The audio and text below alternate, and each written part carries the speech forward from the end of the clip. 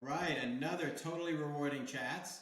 I've got Paul, who's with me every week, whether you guys like it or not. And we are lucky enough this today to have Nicole Long from, well, I'll let you tell you where she's from. She's been on the panel with me. I had to wear the lemon shirt. I had to bring it back. We've been on this making limoncello out of merit lemons several times. So I had to bust out the same shirt because really, where the hell else am I going to wear this shirt? Um, how are you, Nicole? I'm doing great. How are you, Sean and Paul? Doing great. Doing great. Like I said, the weather's beautiful today, so it puts a smile on our face.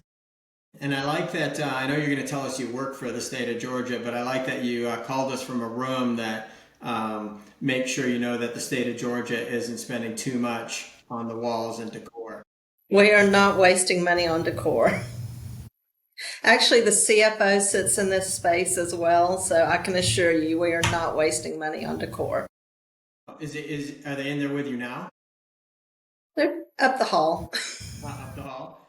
Yeah. Um, So I know you well, but most people don't because I've been lucky enough to have you on a panel several times. As I mentioned, last time was making limoncello out of merit lemons. We did Wow 4%, which actually probably is Wow if you get 4% now. Um, but can you walk everyone else through your background, give us your kind of bio yourself so that neither I nor Paul screwed up? Sure, I can do that. So, I'm Nicole Long. I have been in HR quite a few decades. And I've kind of had a zigzaggy career where I've worked in both HR generalist type roles and total rewards roles. I think I'm kind of unique in that I actually started out my very first job out of college, I was doing compensation. So I actually knew in college I wanted to work in HR, which is also kind of unusual. A lot of people just fall into it. But I started out with a psychology degree, and I was like, well, if I don't get a PhD, what am I going to do with this psychology degree?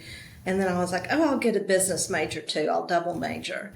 And then it just kind of fell into place that HR would be a great way to use both. And when I started looking for my first job out of college, I was kind of struggling finding something in HR. And the state of Georgia hires a lot of entry level HR people. So I interviewed there and landed in classification and compensation. I've tried to get away from it a few times. I've been in a few more generalist HR roles, but I keep coming back to it. Um, I would say right now I'm serving as the Director of Human Resources for the Georgia Department of Audits and Accounts, but one of the reasons I took this role is there's a heavy compensation component with it as well. So I think, I've worked in a lot of different industries, healthcare, high tech, manufacturing, and again, sometimes generalist, sometimes total rewards. So I think it all kind of fits together and gives me a, good perspective. So, there's always something different going on in the HR and total rewards world, especially the past 5 years. So that's what's kept me interested and engaged. Also serve as president of Atlanta Area Comp Association, and that has just been a huge thrill for me. I've been involved with them since the early '90s, and it's been amazing to see the way we've grown. So that's been a great experience. Yeah, shout out to the local comp associations, Atlanta area being one that has been successful for a long time. So, Yes. congratulations to you and the team for all that you've done there. Yeah, we Having had been to a few events myself, I really think they're fantastic. You do a yeah great we, job. we had some good leadership through COVID that got us through that, and we've just grown and taken off since then. Yeah, that's great. I'm excited. Nicole said I don't have to call her El Presidente the entire session. That's what I thought was going to happen. My term is almost done. Almost. So we usually start with a speed round of questions to get you warmed up. So you let me know if you're good and ready. Let's go. All right. Are Deep you breath there. That was a I deep breath. know. um, I'm are scared. you a coffee or tea person? Both. Coffee in the morning, then I switch to tea. Oh, is there a certain time of day that you switch? Is it like noon or is there a I'm certain? really flexible about that, but 1 or 2 cups of coffee first thing, and then usually afternoon I switch to green tea. Okay. Um, Compa ratio or range penetration? I like them both, but I'm not going to answer both. I tend to use comp ratio more. Okay, true comp nerd right out of school. Mhm. Um, and now we'll see. You'll be the tiebreaker vote on this next one, and it'll probably be every episode. If we give you a weekend away, would you rather go rough it camping or would you get a posh weekend away? That one, I don't even have to hesitate. Camping is not in the equation. Posh weekend away. I don't want to have to work when I'm relaxing, taking time Totally, off. totally. Marriott's were created for weekends away, That's right? Like right. there's no reason to rough it. I'm And with in you. case you're wondering, it will be on a beach as well. Okay. Well played. You don't need to help Paul on this case. Paul's going to start keeping score is going to be what's happening. That's How right. many comp cycles a year is the ideal number of comp cycles or merit cycles? I'm just going to have to be a traditionalist here and say one. Okay. Mm. Is that and is that for practicality or just I don't want to do that much? It's too hard to do more than once a year. Yeah, I got to leave time for that trip to the Marriott on the beach. That's perfect. Um, and the last one, are you a crunchy or creamy peanut butter person? I am definitely creamy peanut butter all the way. Okay. There's a jar in my office for emergencies. I always keep one handy. Behind glass, like Yeah, break if that's right. hungry. Yeah. Do you have a? Are you like you make it sound like you're into it? Are you? Do you have a brand preference? No, I'm good with generic. Walmart brand is good. There you go. Okay. Um, so now we're going to make you do some more work as we go through here. I think one of the interesting things is your background and been around so long, both from the jobs you've held, but also all you get to see with AACA. Um, what are 2 to 3 key items you see successful programs do, comp programs, really address? Like of all the things they have to do, what are a couple of items that are really critical to having a great program? Okay, so I'll kind of approach it from two different ways. I think one thing that's key to a successful comp program is the communication. You can have the most perfectly laid out, comp philosophy and comp strategies, and everybody can be paid fairly. But if you're not communicating well, nobody knows that, and all that matters is their perception. So I think communication is really important. In terms of kind of philosophy and approach, I think it's really important to build in some flexibility and also to really have a broad perspective. And that I think about that in a lot of different ways, but kind of the bottom line is market data is one piece of data and it's a tool you can use, but that's not the only thing you should be relying on. I really see more successful programs where the people involved have a good understanding of what's going on in the economy, what's going on in the environment socially. Also, pay attention to what's going on in different industries. A lot of comp people might kind of get blinders on and only consider what's going on in their industry, but actually some of their competitors could be outside of their industry, or could be some trends developing outside of their industry that will eventually affect them. So I think those are two things that are really important to have successful comp programs. Now you mentioned something in there about building in flexibility. You work in the public sector. Let's just say the public sector is not always known for its flexibility. So I guess talk a little bit more about what does that practically mean, right? Given that you have to operate within some constraints, right, in certain industries, certain circumstances. I guess talk a little bit about the types of flexibility that you value.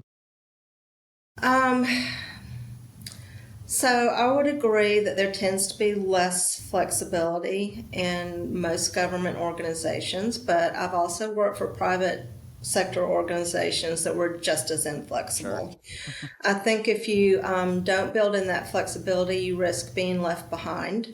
And you risk, the pace of change is just so dramatic right now. If you don't have that flexibility and agility, then you're going to really be challenged when it comes to recruiting and retaining and building your staff that align strategically with your business. And I think there's ways that you can be flexible, even if you have some guardrails that you have to stay in between.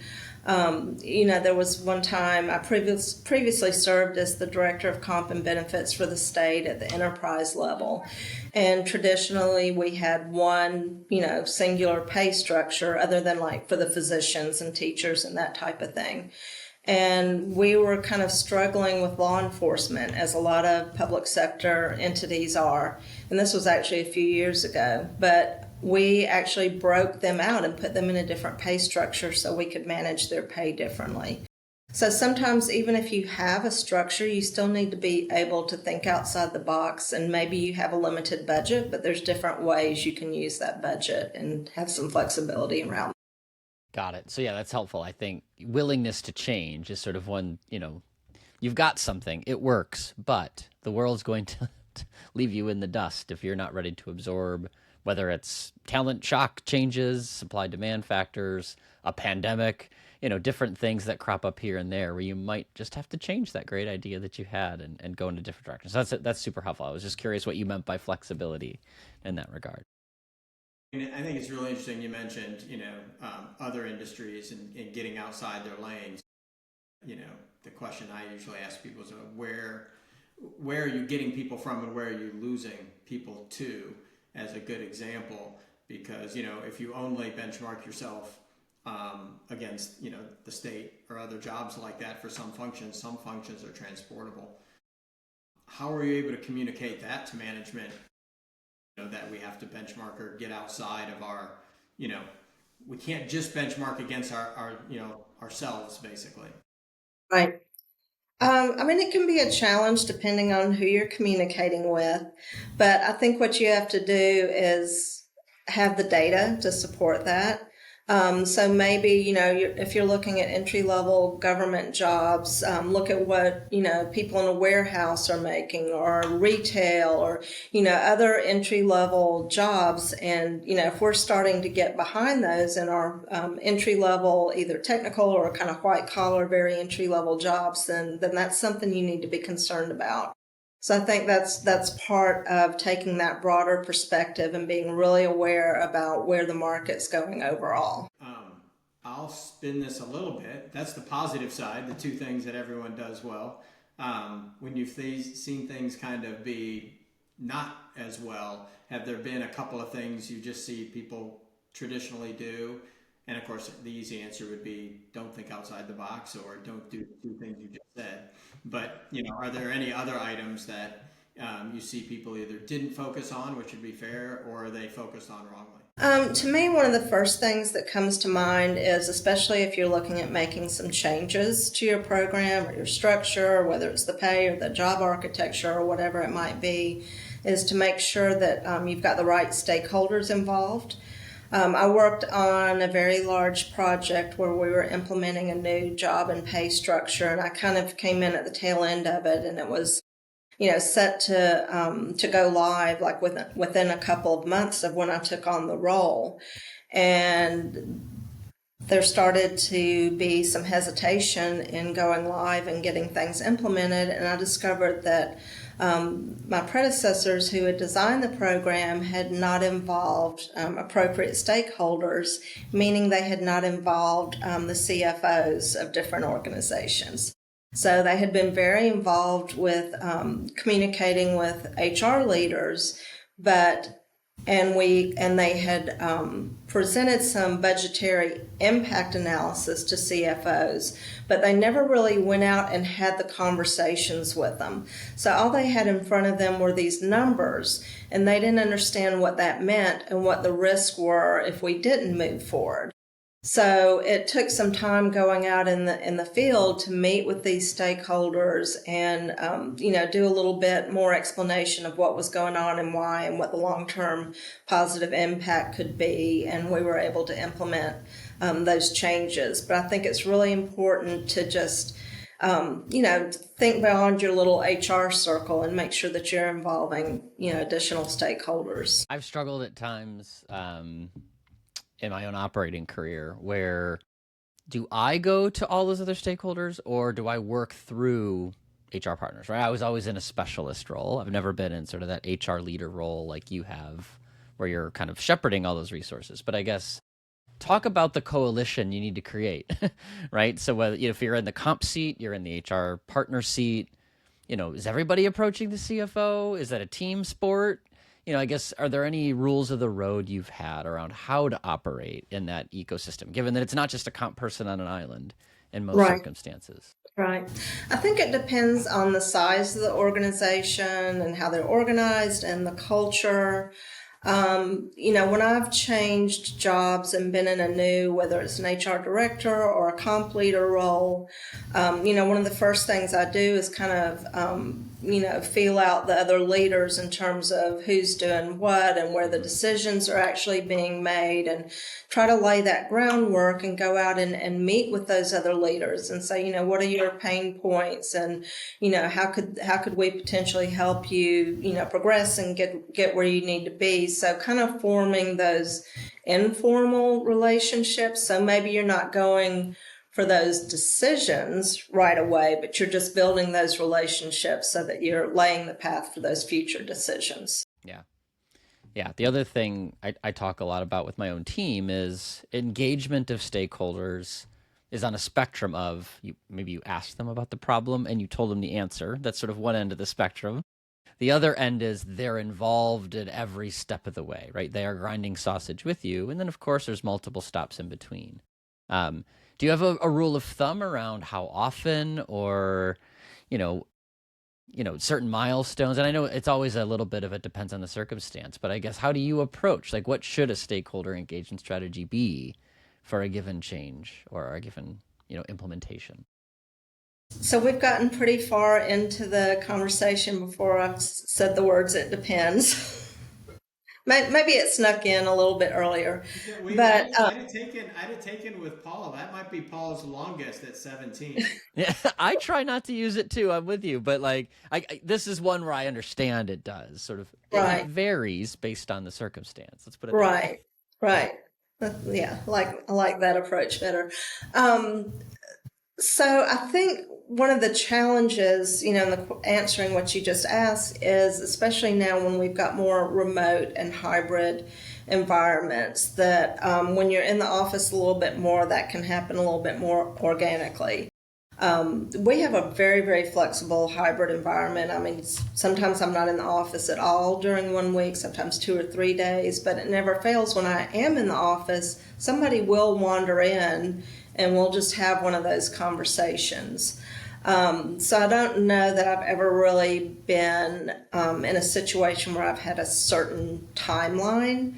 And while I already said that communication is very important and you want to keep it current, you also don't want to over communicate when you have nothing new to communicate. Then it's kind of like the boy who cried wolf.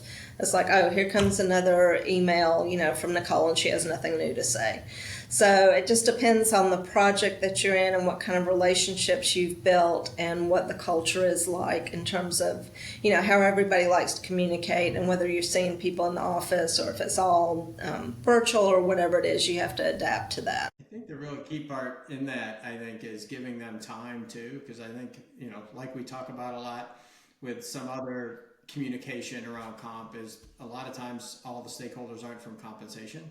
And so to be able to explain to them something in normal English and then let them go percolate on it and kind of think it through in their own terms and ask questions versus, throwing something at them in a 2-week period. And, I know comp people know this, but it's complex, right? It gets complex fast. Getting one paycheck is simple.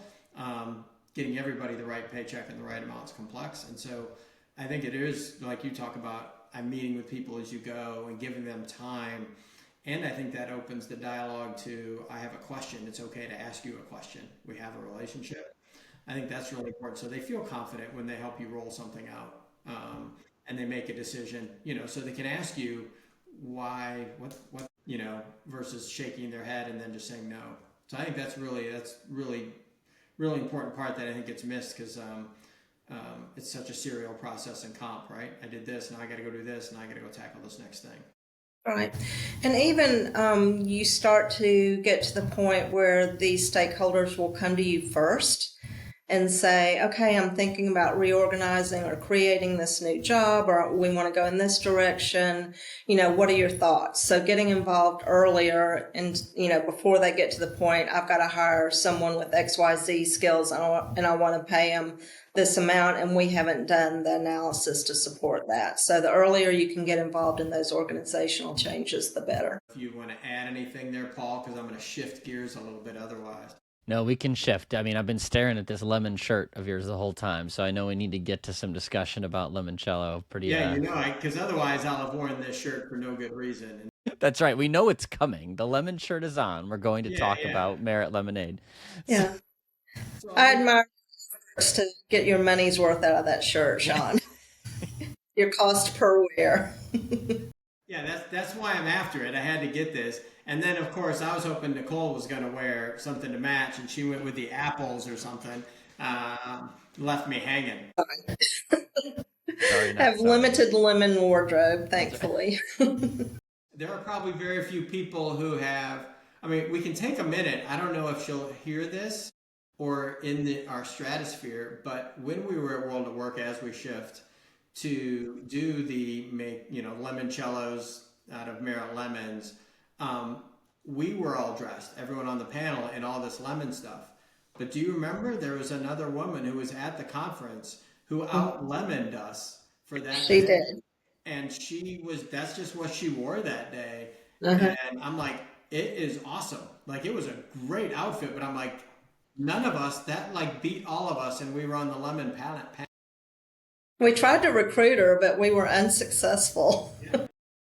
I mean, Yeah, does she wear a different? We were speaking for her. She wasn't going to jump up there. I mean, there's only two theories. One is she has 7 fruits and she rotates among them, right? Or she was so certain that she was going to get value out of that session that she like, you're going to Comic-Con, you're going to dress up like a comic character. Like, she was going to the limoncello presentation, and I'm going to dress up like a lemon.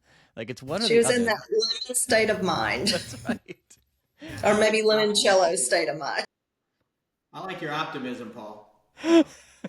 Part of me hopes it's 7 different fruits, and like today is a cherry day, and she's gonna listen to this and be like, "They caught me. They know who I'm talking about." I did ask her if I could highlight her, and she was like, she took a hard pass on that. She wanted nothing to do with being highlighted for her wardrobe. We've done the panel a couple of times as we've gone through, and I think I'm curious from your perspective, Nicole, like what has stood out from you from the questions? And I know there's one, if you don't get to, I'm going to get to.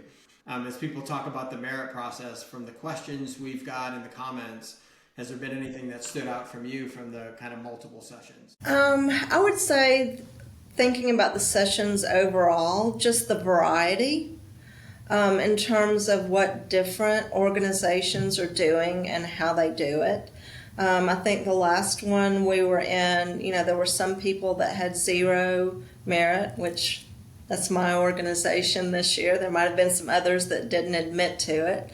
And then there was some, I want to say she had maybe a 5% budget. It was at least 4%, but it was quite a bit higher than what we're hearing, and also what people in the room were saying that they had to deal with. So just, it's the same wide economy, but the economy with that business or that industry can be very different in terms of driving what that percentage merit is going to be. Yeah, I think the other thing out there for me was just the different approaches, right? I mean, we always take the peanut butter poll for a reason, from peanut butter to some people just want to get it done. They don't have resources. They're using Excel. They're just, to your point, the variety, especially, at Atlanta-Sherm, when we were down there, you really have variety because HR generalists as a whole have just all this other stuff to do too. And so they're trying to get it done. But even among World at Work, the questions, just the way people process, it's at 30,000 feet, it's an increase. Okay. And by the time you get to ground level, it's all over the place. And so that to me, I agree with you, is so striking when you get out there among them, among people and start polling them on how they address this. it's all over the place. And I don't know, Paul, if you see that too, because you have unique. We kind of have like we have a technology vendor practitioner, consultant thing going on here. Are you seeing the same thing? It's like when it gets to it, it has to be nuanced. And I hate to say it because I'll never live it down, but it truly is an it depends thing. Yeah, I've been surprised too at some organizations that are using that peanut butter approach when you consider like across the board increase or a COLA that you usually associate with government or union environments. I'm hearing some, I mean, I wouldn't say a lot, but quite a few organizations that if they have a limited budget, they'll just take that 2% and, spread it across. I mean, Starbucks just announced that's what they're doing as part of their cost cutting measures. So it's always kind of takes me back a little bit. It's not what I'm expecting, but you just do see a wide variety out there. And that maybe they just do that for this year and then they do, go back to a more pay for performance type model. So I think you just have to look at the business needs year to year and the best way to manage that budget. yeah. I think the thing that surprises me the most is I think most of the time we see that mix of practice. It's just preference, right? Like nobody's really been able to prove one way or the other, like this is better. and it's kind of theoretical. It's really hard to prove anything sort of perfect because you don't have an experiment, laboratory environment to sort of test and measure. But a lot of times it's, well, I think this will work. And I like to do it this way. A lot of the complexity that's been built into the software space for people doing cycle management is because like every merit process is like a thumbprint. It is unique to that leader, that company, that industry, whoever the head of engineering is, because they always have opinions, right? Like there's a certain set of ingredients that just make it different everywhere without a whole lot of like, well, this is the right answer. It's really just this should work and it feels right, or we have to trim it down. This is an easy way to do it. So it's just always interesting to see what causes that mix. I don't think there's anything that predicts like why it works that way. It's just more personality and preference in many circumstances. And even within the same company, they may think they have something that works really well, but then they say, oh, let's tweak this a little bit this year and let's tweak that next year. I don't think I've ever been in a comp role where we've done it the same every single year. Yeah. Yeah, or even within the same company, right? You think you have a method, but then you find out there's that leader who exports everything to Excel and sort of does their own methodology. And, it looks like they play by the rules, but they really built their own rules, right? Like that's pretty normal, unfortunately. I think the other thing I've been surprised at is the small number, few or no people who go back and kind of see if their hypothesis was correct statistically. And so it's like, we're going to do this if we share the money different. Did that work or not? And usually you ask them if I went out and measured for success, to your point, Paul. You can't do it in an experimental way. But like, hey, we're going to give people 0 and they're all going to leave. They rarely go back out and say, oh, actually, none of them left. Now they're just worse performers because they're just going to ride this train until they get kicked off. Like that I've been surprised at more so. And I guess, I know, Paul, you have in some of the Novo stuff, like it's a serial process. And I do think, and I think, in some of the polls I've done, like one option of your goal for the merit process is I'm just glad to have this shit done. That's kind of the mentality they're in because it's kind of miserable and they're not measuring success. And I've been really surprised at that, I guess, because it is one of the few levers they have. Levers, whatever you want to call it. Yeah, that's right. I think we're all just happy to have it be done. And that deep breath or the trip to the Marriott on the beach on the weekend. Like it's just time to be through it and digging through the spreadsheet, right? Because it's always called like the spreadsheet V11, Nicole, 11 p.m., right? That's always the name of the file. Like going through that one more time is not anyone's idea of fun. But that doesn't mean you shouldn't, because how do you know if it worked if you didn't evaluate your outcomes? And what I always say is that doesn't have to be that scary. It's like 5 or 6 measures at the end of the day that you can really see. Like, did we differentiate? Of course, if you were on budget or not, because your CFO cares about that. But did you differentiate? Did you make a meaningful impact where you had people well below market? Look back a year later. Did those who had higher raises more likely or less likely to stick around? Like, it's a couple of easy touch points that should be automated. If all the vendors out there, hint Sean, are listening, like please build that in. Because that would make it easier for all of us. I think The other one, though, Nicole, you didn't get to the one I thought for sure you were going to get to, and we can ask Paul this question because we had to field it. What do you do? Remember, we got this in Orlando, um, anonymously, of course, and then when I asked if they'd raise their hand, they wouldn't. What do you do with all the leftover money at the end of the merit process, Paul? There's leftover money at the end of the merit process? That was a legit question in the Orlando session that came through the app. Was like, how do you best suggest? Which I guess Nicole would say a beachfront, beachfront For the weekend. comp team. Yeah, for the I think comp. I could count on one hand out of my 26 years in comp that I think I've seen there be money left over. Usually I have the opposite problem, which is sort of trimming back down to budget and a leader saying, whatever, we're done. Like they run out of steam too. And they're like, I'm not going to worry about that 0.1% over budget. I'm going to give the questioner the benefit of the doubt, which is this, because we talk a lot with bonuses, and I don't know how much you've got this issue in your current environment, Nicole, but the holdback problem, right? Hey, we're going to fund it 100%, but I'm going to give everybody 90 to start, and I'm going to save a bunch at the top to sort of distribute later.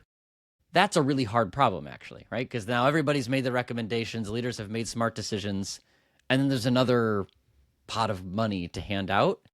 So I'm going to give that questioner the benefit of the doubt. Maybe they're thinking of that, right? Like, how do you spend the reserve that's left over? Because that's logistically difficult. Because we see that a lot where that tends to get spent at the top, right? You end up with sort of outcome inequity because if I'm the head of a business unit and I set aside 10% of my merit budget, I'm more likely to give it to the people I know than find a home for it all the way down to my org chart. So maybe that's the problem they were citing was more process efficiency. What do you do if there's a big pot of money left? Not where should I spend it, hide it, and how many offshore bank accounts do I need to make sure nobody finds it? It's probably more along the lines of how do I best use that money? Maybe. You're very optimistic, Paul. And Paul, I phrased it as, that's in the same vein of questions as, how do I greet the leprechaun when the unicorn brings down the pot of gold from the rain? That's right. Like I just like no, if that's my biggest problem at my job, I have extra money in the merit process. Like things are going really well. Yeah. Yeah. I know, Nicole, just kind of from your perspective, probably a little more from the AACA, but where you're at, like, how are you seeing people either evaluate or, start to use technology? And I guess at some level, are they struggling to evaluate tech, get tech in? Like, how are you seeing tech play, in the comp space? Because as, if you go look at, because I am probably the world's biggest advocate of Paul's graphic, all the stuff that's out there, which they call it a better term, but all the stuff that is out there, I mean, are you seeing companies struggle picking, choosing, leveraging tech? Like, how are you seeing it from your perspective? Okay, so I'll answer that from two perspectives. We are actually in the process of implementing a new HRIS system, and our old one was implemented in 1998, which for history buffs, that's when Google was invented. That's a few years ago. So it's got some yes. miles on it. Yes.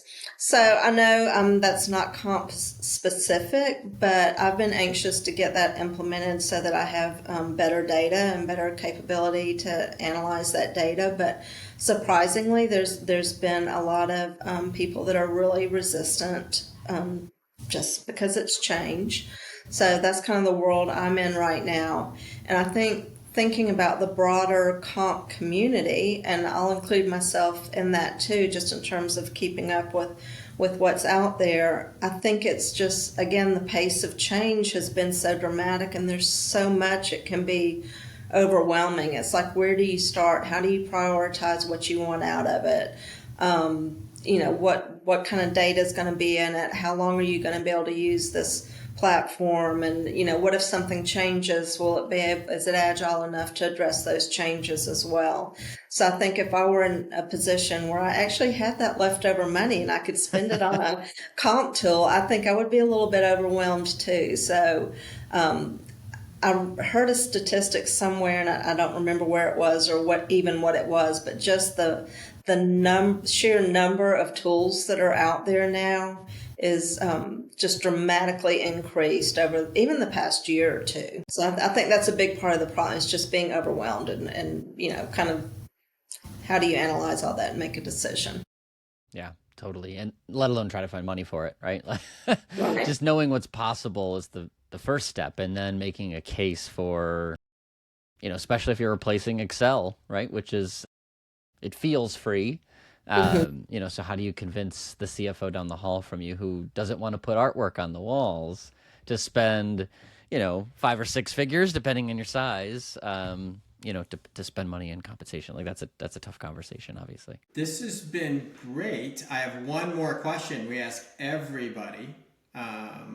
So if you could automagically, which is a highly technical term, Nicole, I like to throw around, if you could automagically solve anything in HR, like any one problem, you could make it magically go away from everyone, what would it be? So I have to say it would be performance management systems. I think it's one of those things that's been around since beginning of time essentially, but more recently maybe the 50s or so, and I don't know that we've improved it all that much over the years. And I think it ends up being very time consuming. The employees aren't thrilled with it. The managers aren't thrilled with it. HR is not thrilled with it. I've seen some little minor improvements here or there, but I don't think we've really solved that problem yet. Maybe I'll do that one day when I'm sitting in the Marriott on the beach, have time to think about it. It's an interesting one, because I think at a high level has always been there's some subjectivity, and it's where do you push that down? And somebody somewhere always seems to assume that no one's reverse engineering the ramifications of the performance management. And as long as people's strategy is to hire smart people, those smart people you hired are going to be trying to figure out how to game the system, and that's the variable right now. And I think that's why it is remarkably difficult, and no one's really solved it. And then a little bit of my soapbox, doing performance once a year, I think that on top of your, like, how do we get it right, once a year is like, I'd like my feedback sooner than that. Like, I don't want Paul to stew for the next 350 days that I've been doing an awful job. I'd like that feedback sooner. Yeah, I think the feedback's essential. It's still, and that can be ongoing. But like you said, when you get to the end of the year and you're summarizing all that, it can just be a challenge for it to be accurate, and it's old history by then. So what does that mean moving forward? I think if we can find a way to be more forward focused, that would definitely be more beneficial. I think managers are smart. So you think about a typical merit matrix, and if Paul's a high performer, high in the range, and our merit matrix says he's not going to get any money, I just make him a 3 and I make someone else a 5, so that I can move money around in the merit matrix. They're smart. Like, people are, I think, pretty smart. They start to figure out the system of manipulating it. And so I think that's also part. There's just so many moving parts in performance. So I'm with you, Nicole. If they could figure that out, because the merit matrix looks great on paper, and then it's so reliant, if you pay for performance, on that ranking. Yeah. This has been great. This is great. I know we'll be doing some limoncello, or we'll keep giving it different names as we go. Mostly so I don't have to wear this shirt again. But I'm so excited we got you on here to chat. Because you've got such a unique perspective, both as, from where you work and getting to see all the companies in Atlanta. Right. Yeah, it was fun. I appreciate the invite. Enjoyed it. Yeah, thanks for your time, Nicole. Thank you.